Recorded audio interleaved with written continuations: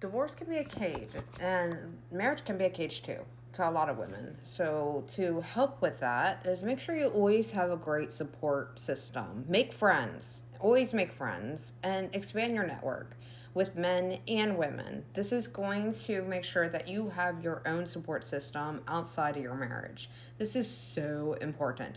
Now, even though, like, I had a great friendship with a lot of people. They were individually in like these little like social groups, right?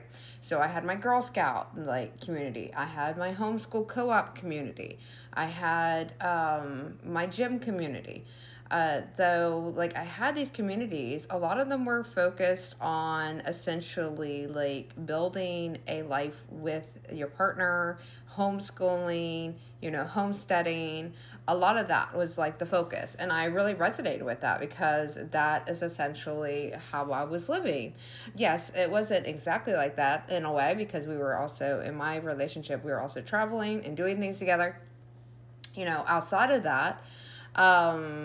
But essentially, in my own case, those networks did not translate when I got divorced. It was really awkward going back into these communities where I haven't been actively a part of for a couple years because I was traveling. I was doing things just with my spouse.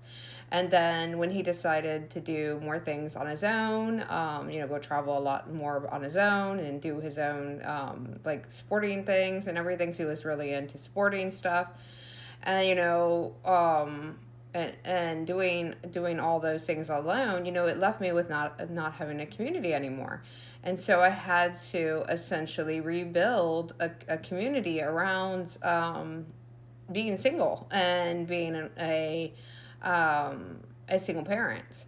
And it was a whole new world. And so essentially what I'm getting at is even though you have like great community and stuff now, it might not be the same community. And don't worry so much about that because you can build community around you. You have to be willing to be the one that organizes it though. Don't like actively feel like you have to go and be a part of other communities because that could work.